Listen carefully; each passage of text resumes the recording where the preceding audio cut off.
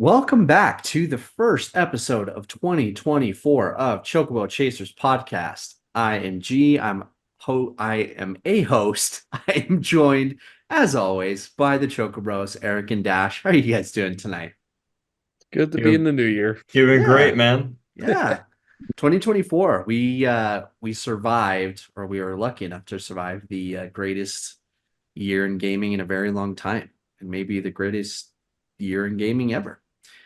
We have a pretty fun stuff to talk about, I think, tonight.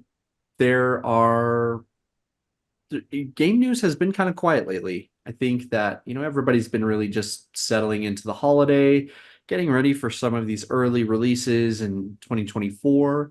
And, I think without further ado, we're going to kick it off as we normally do. Go ahead and start these episodes off. We're going to start it off with a what are you playing? I'm actually going to go ahead and kick us off here. I've got a few new things that I've tried this week. I've been playing Final Fantasy 13, definitely enjoying it quite a bit, but it's kind of just a lot of the same there. I did actually start a new game though this week. One of the Christmas presents my wife was absolutely lovely enough to get me this year for Christmas was a PS5 game called Kena Bridge of Spirits. And I'm having a really good time playing it actually. It is it's not a double A game, but it's also kind of not a triple A game. Its scope is a little small. It's a really fun, kind of simple game, but the art style works really, really well, and the characters are very just they look really good. So I've had a lot of fun for the kind of like hour and a half, 2 hours I played of it so far. I'm excited to kind of dig a little further in. And I made the fatal mistake also of getting back into Destiny 2 for the last week. Um, as Eric is has this love-hate relationship with Tarkov, I think mine is Destiny 2 because the highs of Destiny 2 are great. When you have a squad and you can do raids and you're finding good gear and that's kind of where I'm at right now. So until it starts being not fun again, I think I'll probably keep playing it. So Warlocks for life because that's always the best class to play as. But um, yeah, I think that's kind of it. I've been pretty simple just over the last few weeks, kind of staying in my lane a little bit. So Dash, what about you, man? What are you playing? I would say I've probably had a pretty productive 2 weeks at least since the last time we've done a recording. So, usual Fortnite and Modern Warfare. I'm not going to go into that. Yeah. Do a little bit of Risk of Rain too. It has a bit better of a end game than Risk of Rain Return, so I always do the Eclipse mode, which kind of you beat the game with a character, and the next time you do Eclipse mode with that character, it adds more modifiers to make it harder until you get to like Eclipse 8, which is like the hardest because Cool. you can't recover any health you lose. So that is the bane of my existence trying to beat it on that mode, but I at least want to get each character to that point at least. So that's kind of a long-term goal for me. Finally hit 400 hours total in this game. Uh did some so like Epic Game Store, they've done some giveaways and I've kind of dove into a couple of those games. So one of them is Ghostwire Tokyo. Yep. Always wanted to dive into it, never got the chance, and now that it was a free game, I played it for a few hours and really enjoyed what I did. So open world in Tokyo, Shibuya kind of district. Really surprising because we don't really have first person games in like a Tokyo setting, I think. So Yeah. it definitely gives a unique perspective. All the enemies are like yokai, Japanese folklore kind of enemies. So it's a really cool concept. It has like, open world RPG elements to it. I think I would rather play this, and it kind of like looking at the play style of both games, it reminds me of what Immortals of Avium tried doing. I'm like, I feel like Ghost of or Ghostwire probably did it better. Okay. Uh, did all three of the Max Payne games, and those are relatively short games that you could probably do each one in a day. But just to honor voice actor of Max Payne dying recently, I wanted to kind of go through and re-experience them. I never played Max Payne 3 before, so that was my first time ever playing Max Payne. I know with Max Payne 1 and 2, those were the ones made by Remedy and had its very noir aesthetic to it, and then Max Payne 3 was completely made by Rockstar and It um, definitely takes much more of action elements, and it's not a bad game no, for that reason. It's a I hell of a would lot of have to, fun. yeah, like it did have all the elements that made like the original two Max Payne games great, but there were some pretty cool elements in there that I really did enjoy, like always like seeing like the last person you kill get that slow mo shot. If you Yeah. shoot them in the face, you'll see like the exit wounds and everything, and you can just keep pressing the shoot button, and you can just riddle them with bullets during that whole sequence. So it's just really bloody, gory, and completely different setting because you're not in New York much. So I really enjoyed it and can't wait to see what they do with the Max Payne 1 and 2 remakes. Also, another free game that, and I'm going to use the term game loosely for this. It's an idle game that Epic also gave away. And I just launched it up. I didn't know anything about it. I didn't read anything. I was just like, okay, let's see what this is. And I started off, I'm like, this really reminds me of RuneScape. And then I look into it more. I'm like, this literally is RuneScape, but it's like an idle bot version of it, I guess, where you just choose what skill you're doing, what action you're doing, and just let it do its thing, harvest resources, then move on to the next action. Hmm. So it's just, idle games are just meant to kind of run in the background so I can just kind of be working and then kind of look and see what I'm doing if I have enough resource to start smithing something, or maybe I need to heal myself. But it's interesting, and as someone that remembers fondly playing RuneScape as a child, I kind of get that little bit of memories from it, even though it's not exactly the same experience as RuneScape, but it has all those kind of bells and whistles that you do in RuneScape. Final Fantasy X did a lot more of that. Where did I leave off? I just got to the Thunder Plains, so Ooh. that's where I'm at now. That's it really goes by quicker than I remember. It It's does. like Well, it's going to open up, and then you'll have a lot of different kind then of then options to. it's a grind for the 100% completion at that point.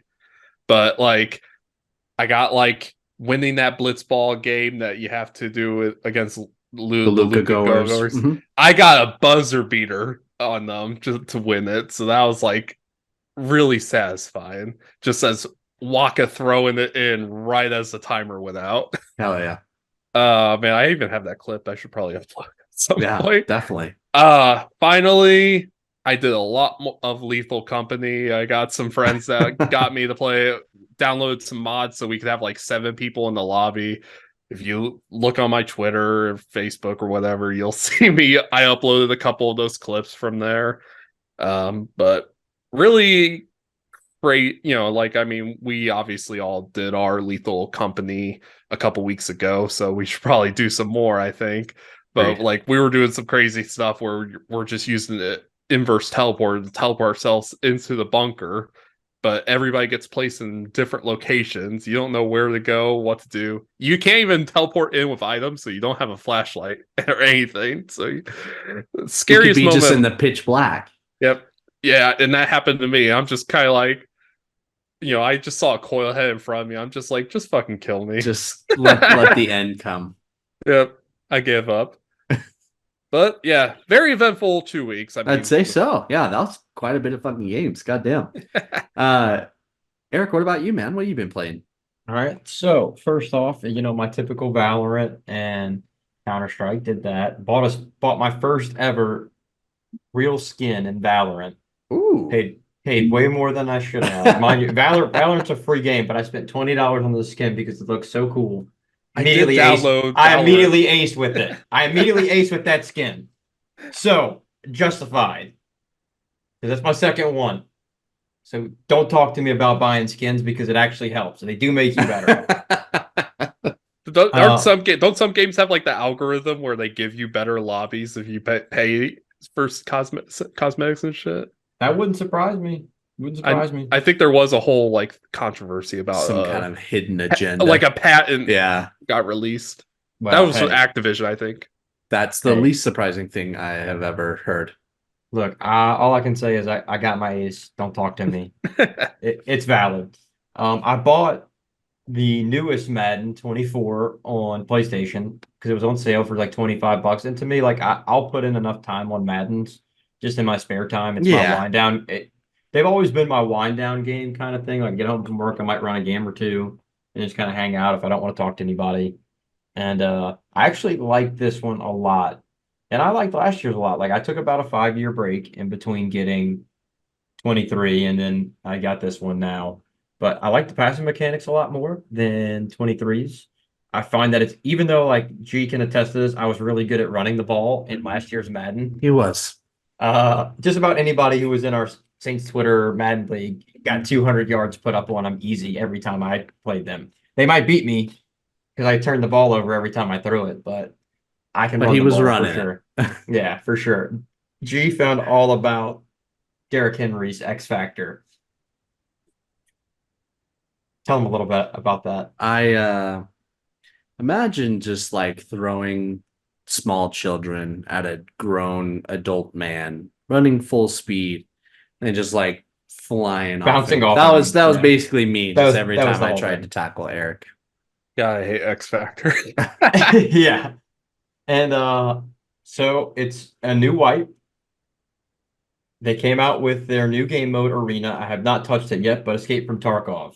And the new updates they put in, they added a new map for beginners called Ground Zero. It's you can actually they just updated to where now you can be above level 15 and be in there, but you're not in the same lobby as the newbies. So it separates them. So Hmm. you're not just loading in as a newbie, getting going against juice lords and all the chads and everything like that, running meta rifles. And so they also put in snow. So it's always had rain and it'd be a little like loud and everything like that. But this one, like you actually had snow and wind moving around. It makes you feel Christmassy when you're gonna go around looting shit and kill people. One of the extracts on Ground Zero is called Nakatani Plaza. So shout out to Die Die Hard. Hard. Plus, yeah. And then mostly the biggest thing that's made it better is the recoil system. You in previous games, full auto, for the reswipes, you had the full auto. You shoot 3 rounds and you're shooting at the ceiling. You pretty much had to go only single fire and you were hip firing. You didn't aim down sights Yeah. with the iron sights. This one, you can aim down iron sights and you can beam people and you don't have to let go of that mouse. You can just murder people from far away. Everything's a laser now. It feels real good compared to past wipes. And so I know I had some criticisms about them before, but I'm back. They're I'm back. sucking you back in. I'm back, man. I know that feeling. I I think we all do, as Eric and I have both attested literally on this episode alone. I ended up downloading Valorant just because of Eric, because I kind of wanted to play with him, but I played like one match of TDM and was getting my ass handed to me. Oh, dude, it's so hard. When you first started, like I'm still not very good. Like it's mostly me like playing with my buddy Andrew, and Andrew's pretty damn good. And so it was mostly me just getting carried by him all the time. And then occasionally like I'd have a game where I'd start out like all my games were the same. I'd start out like 2-8 in the first half, and then I would just go nuclear and I'd get myself to be like 15-20. So I'd go on that streak in the second half, but I'd still finish negative, so he'd still always make fun of me. But like Mm. now, like I'm actually got games where I'm dropping 20 bombs like it's nothing. I'm got a positive KD. So this has probably been like 3 years of us playing this game. That's awesome. I love when you can build a community together with like friends or even with random strangers sometimes, and it becomes this long thing. That Destiny kind of was that for me for a little while, but there are other games obviously that are like that: Apex, Fortnite, and just being able to play for years with the same group. Very few things better than that. So obviously we've mentioned it's a new year. So happy new year, obviously, to all of our listeners. We appreciate you guys. We hope that you had an amazing holiday season. We just ended, again, as I said, what was probably one of the best years of all time when it comes to gaming. So now we can look ahead to this year.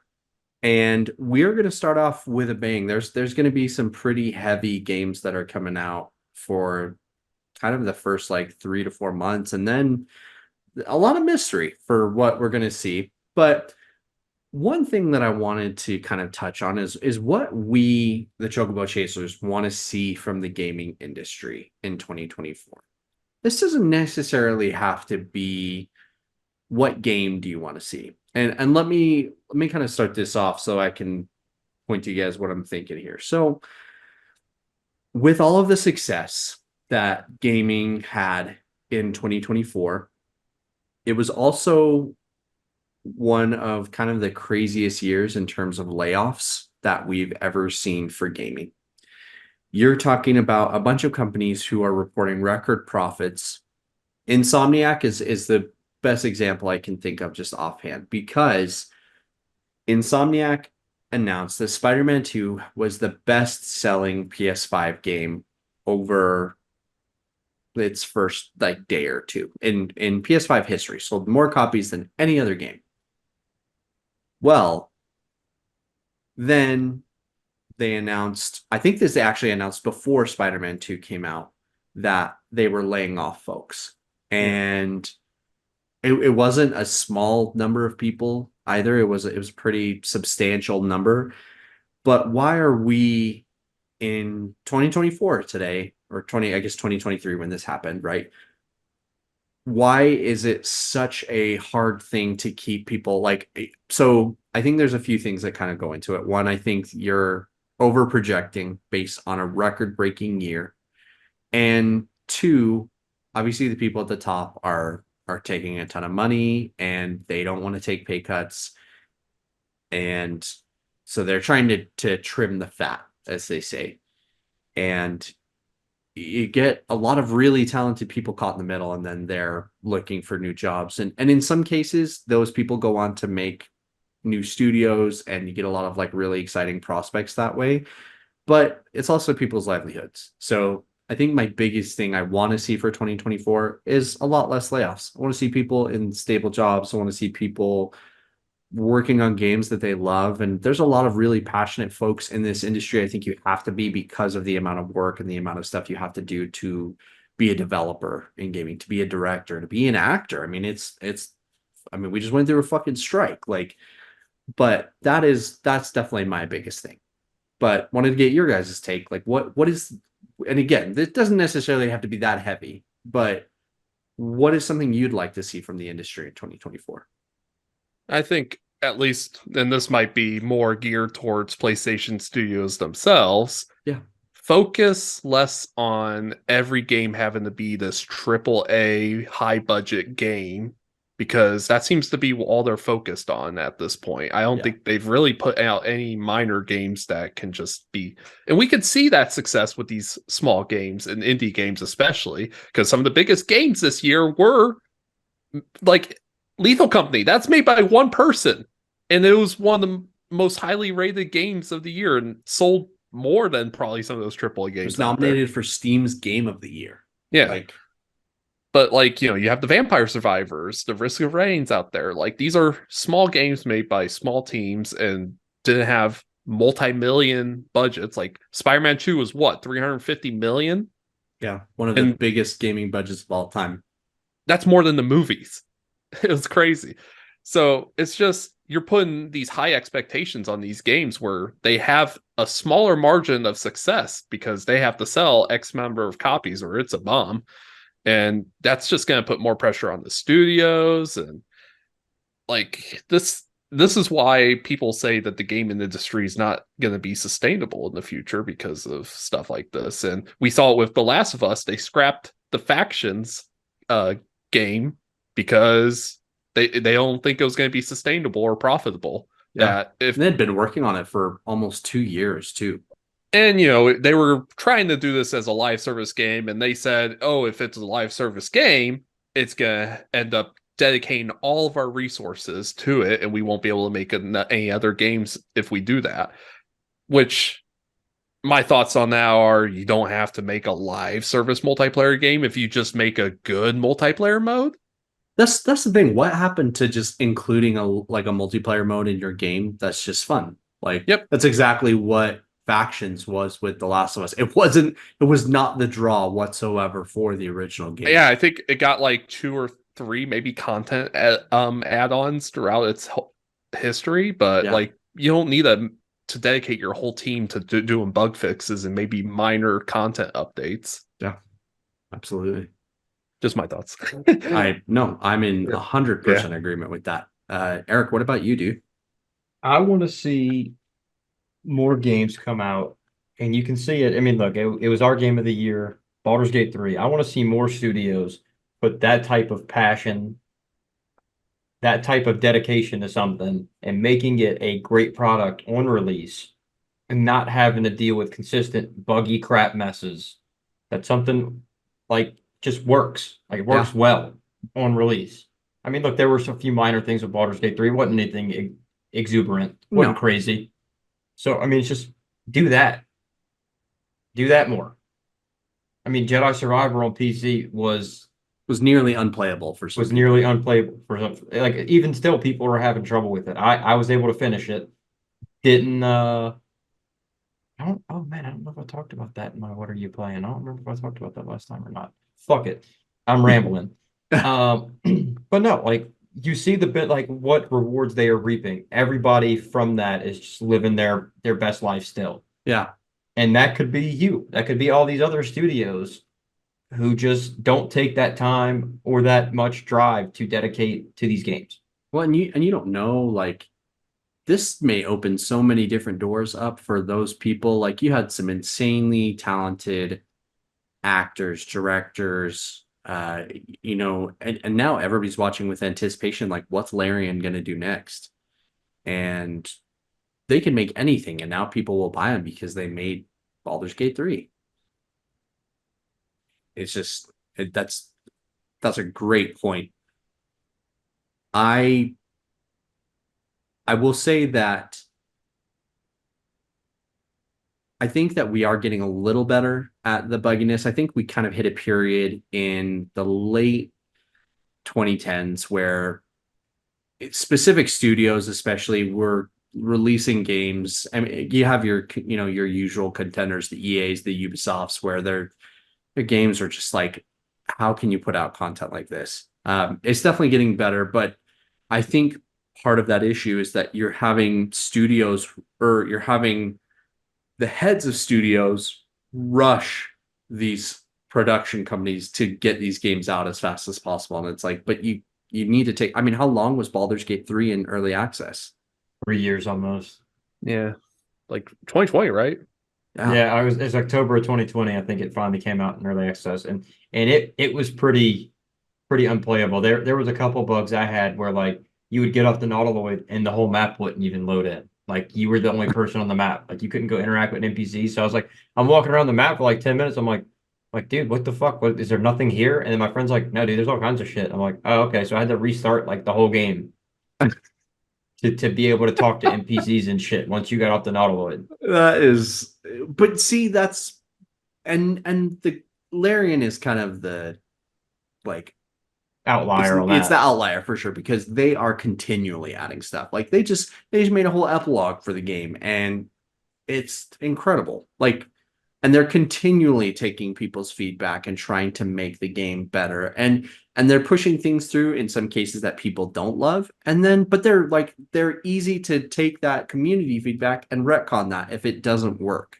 So His Majesty. yeah, give me my big fluffy cat back. Or Oh man. It was a yeah, naked cat. it was the The naked cat, and they made him fluffy. That's right. did y'all watch the playthrough he did with Sean Astin and Elijah Wood? I watched I've a bit seen of it, some yeah. clips. Yeah. Yeah, I saw where he had the book. He's like, yeah, just get rid of it. All you have to do is just throw it out.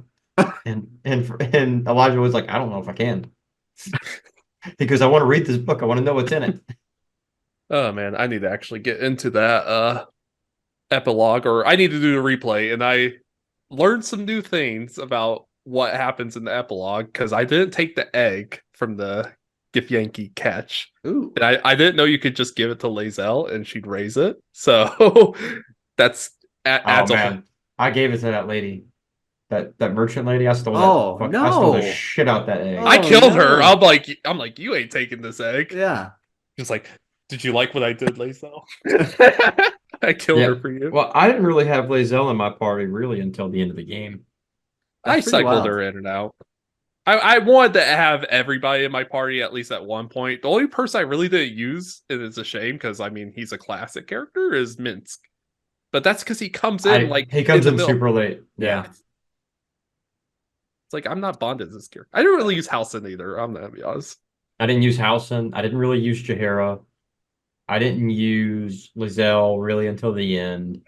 I didn't use much of Will except in certain spots, but Yeah. I kept like the same three. It was Gale, Shadow, Heart, and Astarion. And I I felt like Astarion balanced out my goody two shoes character because I did everything but like lawful good, oath of vengeance, paladin. Like I didn't strain from the law like Judge Dredd. I am the law.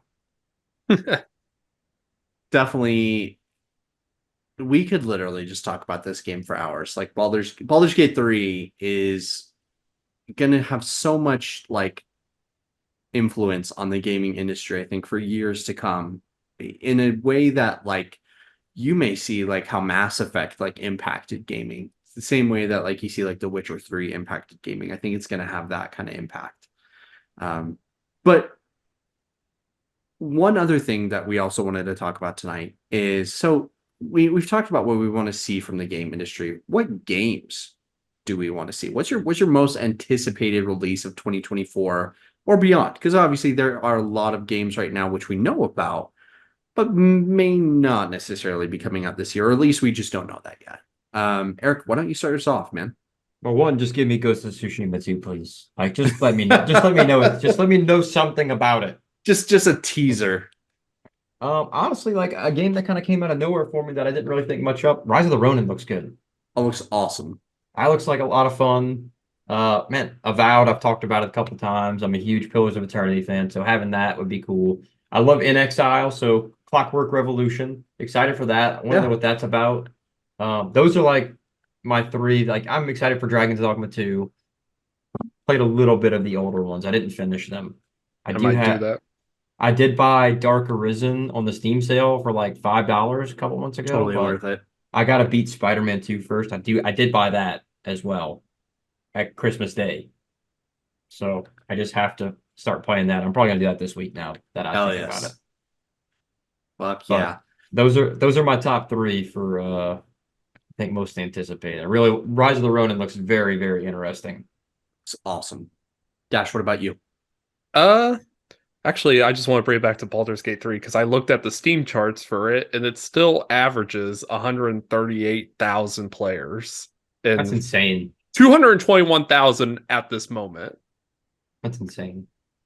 For a What, game like this, that came out 6 months ago almost? yeah, it's still A steady and single play. I mean, it can be multiplayer, but Yeah. mostly single player experience. yeah. Uh, That's basically like a tabletop game With no reimagined. microtransactions and no live service. It's just Nope. it's people just want to keep playing this game.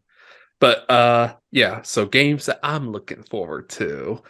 Obviously Tekken 8. We got that right around the corner Of coming up course. in a couple months. Final Fantasy 7 Rebirth. I mean, everybody I think is gonna be waiting for that one. Death Stranding 2, I'm hoping is coming this sometime this year. Yeah. I Um, maybe late this year. Nothing's confirmed yet, but I'm hoping that's the case Yeah. at least.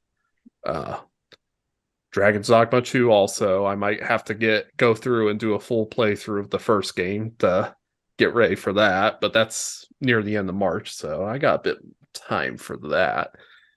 Let me pull up the calendar and see what else has been like confirmed.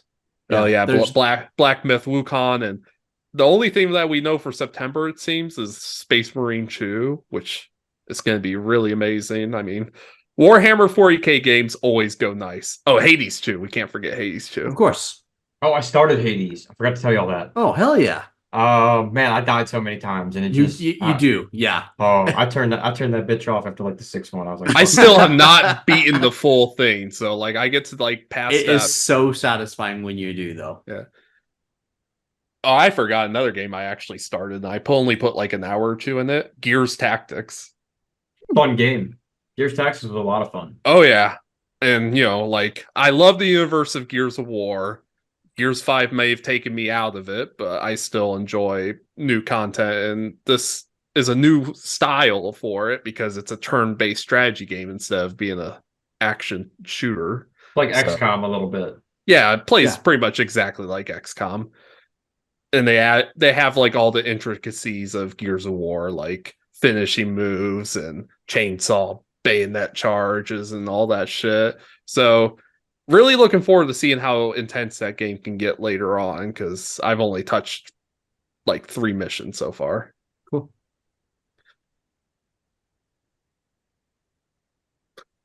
I've been taking this off the rails. You're good, man. So, oh, go ahead, Eric. I was just like, Gears Tactics is a fucking good game. I don't blame you. Yeah, no, Yep. it's awesome.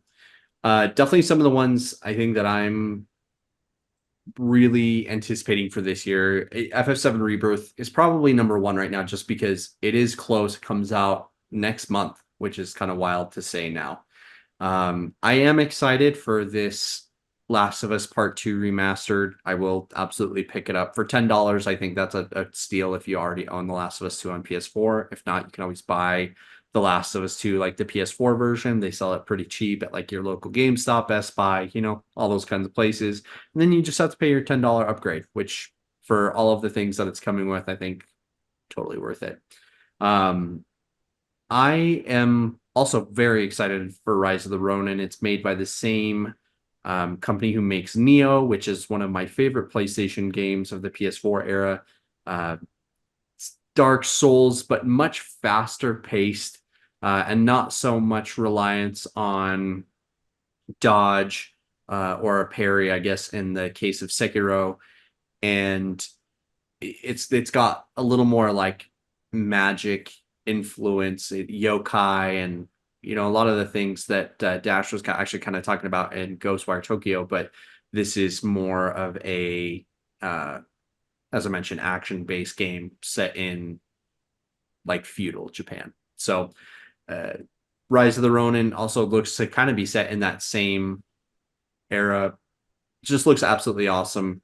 Some of the game mechanics that we've seen so far, like the little glider thing, looks really cool.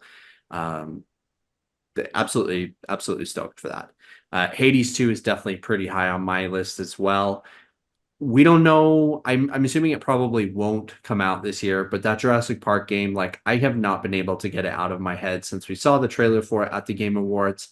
Once we get information on it, I I will fight to get somebody from that company on this podcast so that we can talk about them and I can tell them how much I love them for making this game.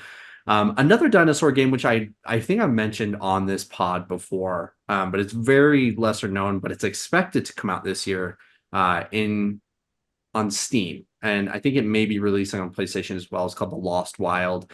It's a survival-based dinosaur game, and it actually looks a lot like the Jurassic Park game, but not with the Jurassic Park branding. So the dinosaurs look a little bit different. Actually, they look a little more accurate to kind of what they're supposed to look like. They've got feathers and all the kinds of things that we've been learning about dinosaurs over the last few years. They've taken a lot of that influence and been adding in, and so the sounds and everything are going to be a little different, but a lot of I think the gameplay is going to be there's going to be some parallels there for sure. I think aside from those, and yeah, obviously FF7 Rebirth, as I mentioned. Oh, Star Wars Outlaws, which was quietly confirmed to be coming out late 2024, is easily one of my most anticipated. One thing that has been really, really cool over the last few years is we're getting Star Wars content that is not of the Skywalker saga. There are obviously a lot of really cool things. Obviously, the original Star Wars films laid out just this entire universe for us to explore. I love the prequel trilogy because it's what I grew up with. Still Love the Phantom Menace. When I saw Darth Maul with his double-bladed lightsaber for the first time, like that's peak childhood right there. Attack of the Clones is not great, but it's still like it's with me. I love it. And Revenge of the Sith is awesome. I don't literally don't care what anybody else says. So we don't have to talk about the sequel trilogy whatsoever. But just the foundation that it laid, and now we can have games that don't necessarily have to intertwine with those stories now. Like the Jedi games are do a really good job of taking events from those games, but you don't necessarily have any major characters except for one, obviously, but won't spoil that too much for those who haven't played it. Um, and just getting to experience a lot of these planets. Obviously we've seen Tatooine like a million times in the movies, but Jedi Survivor, you literally start on Coruscant and you get a lot more of the feel of that, like that world, and it is really cool.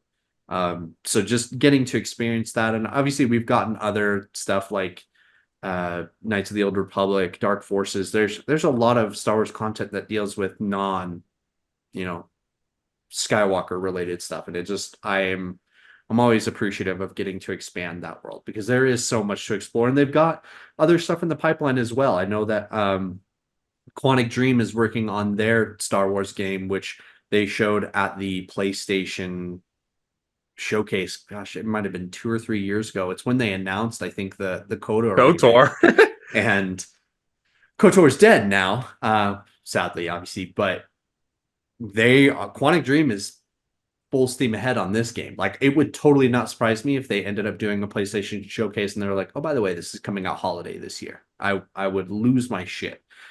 So I think those are probably my most anticipated ones. And I saw, so I saw someone on Discord, or maybe it was just Twitter. Someone threw out the idea that they should remake Shadows of the Empire too. I would not be upset about it whatsoever. That was a Maybe a great Jedi scene. Academy too, and Yeah, Jedi Outcast. there are a lot of games in, like, I think the just Star Wars in general, that even the pod racing game was really fun. Like they've done a really good job of kind of just sampling every, because there is so much intrigue with Star Wars. There's sporting, which obviously the pod racing, that's kind of what that ties into. There's good gun gameplay, like obviously the shooting in the like Dark Forces and other games like that. And then obviously lightsaber is kind of just speaks for itself. Like that's what people watch and play Star Wars for. Because it's kind of the one thing, and being able to utilize the Force, like the whole Jedi. And then I love that we've got to expand on that even more with KOTOR and the new game from Quantic Dream, I believe is supposed to take place in the High Republic. So a lot of intrigue there. Definitely curious to see how they kind of implement that. They're creating a whole brand new, just original story, and we need more of that. So, um, one bit of news, I think this might be one of our last things we go ahead and we talk about tonight, is our resident movie actor for gaming, Jack Black, is going to be in another video game movie. This time he is going to be playing Steve in the Minecraft movie. I didn't even know they were making a Minecraft movie until I read this news today.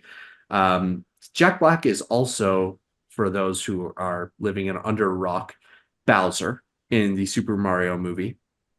And he is also going to be one of the characters in the Borderlands movie. The little robot, or I think something. I've never played Borderlands, so I'm probably not the person to ask about this. Um, you know, we're starting to see a lot of like just repetition when it comes to seeing some of the same actors in video game movies, which is, I mean, it's fine. Like we're gonna keep getting quality content. That's totally fine with me. Jack So Black's an actor I can't ever complain about having him around. no, Like I'll you never know, get tired of him. yeah, like similar to Jim Carrey, like you don't necessarily have to love his movies, but you can't deny that he has fun doing what he does, and he's just himself. Like he definitely puts what makes him him into every character that he plays. And whether that's Bowser, whether that is Minecraft Steve, whether that's, Ned Schneebly in School of Rock, like there's Jack Black is Jack Black. We respect you, man. And Come on the hopefully, podcast. yeah, come on. We'd love to have you on. I emailed his agents, Hey, got an out of office Dash response. is preparing us, so That no. was months ago, so probably. Hey, you never know. You never know. And I'll tell you what, one thing that I would like to see from the game industry, and maybe not even from the game industry, but from Chocobo Chasers, is I'd love to see us get, some more fun guests, which we do have some in the pipeline that we're working on some dates with. And we're also working on potentially having, one or multiples of us going to different conventions in our local respective cities this year, and seeing if we can get you guys more content, like face to face, and being able to connect with more people in this industry while we continue to grow out the Chocobo Chasers brand. So it was a year to remember. We I guess this is probably a better way to go ahead and close out the show, and that's our year in review for the Chocobo Chasers. We did 32 episodes together in 2023. We did over 10 interviews and interviewed some incredibly amazing people, playing some incredibly amazing characters, directing, voice directing, and some people who, like, their games had changed me forever. We interviewed Doug Cockle for our first interview, and you couldn't have asked to speak with a nicer man, first of all, but also just like, holy shit, this is Geralt of Rivia, and him doing his Witcher voice for us, talking about his experience not only with The Witcher, but with In Hunt Showdown, talking about Band of Brothers, and how that was a real passion project for him, and also talking to Sam Bayard. And Sam was also a huge proponent in helping us get other members of Baldur's Gate 3, because they had talked to Sam about their experience on our podcast, and Sam was really positive about it, and that was big. So because of that, we got to talk with Scott Joseph. Because of that, we got to talk with Amelia Tyler, getting to talk with Keith Farley, who was so cool, getting to talk with Rhiannon Mauschel, who is a great friend of the pod, and we are Super so supportive on excited. this. Yeah. Yeah, and we're She's so got some stuff excited. coming down the pipe. Actually, Absolutely. yeah, let me put Resistor on my anticipated games list because that is one I've been watching. Hell yeah. And if you're curious about, some of the games that she's worked on, she is incredibly active on her social media. You can find her on Instagram and Twitter. Also, she has a website as well, which she has a lot of information available to those who are looking to get into the voice acting industry. Something I think that really sets her apart to kind of help other people.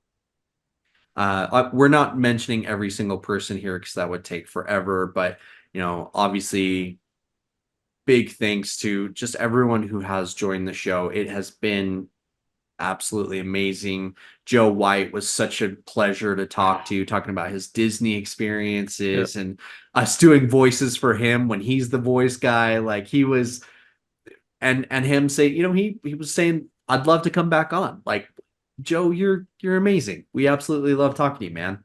And we Childhood would legend love, Michael Goff. yeah, having Deckard fucking Kane, who is in our intro for the show now, come on, doing his Deckard Kane voice, also doing his Gears of War voices during the show. Like, you can tell this man absolutely loves being a voice actor. So there are obviously people we haven't met, we haven't mentioned. Tom Mitchell's Dev Wild, aka Lizelle, Earl T. aka, Kim. Peter yeah, Jessup. Earl, Dice Yeah. K, Suji. Like, there are so many people that we have to thank, whether that be agents or friends, connections who have helped us go ahead and grow this to the extent that it's grown so far. And we're excited to see where things move in 2024.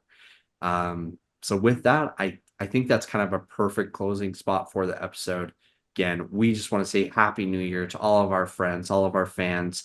We are so excited for what this is going to hold, and this is just the beginning. So we appreciate everybody. We also want to give a special shout out before the episode's over to our affiliate podcast, Saint City and Me, and then Saints Block Party podcast. If you're a football fan and you're a Saints fan, Saints Block Party podcast is easily one of the best listens you're going to have. And even if you're not, it's just hearing Adam and Ryan talk sometimes is enough to just be entertained.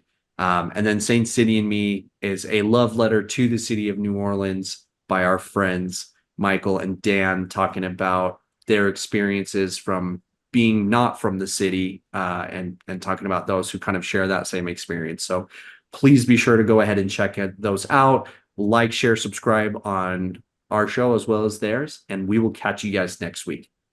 Have a good one. Later.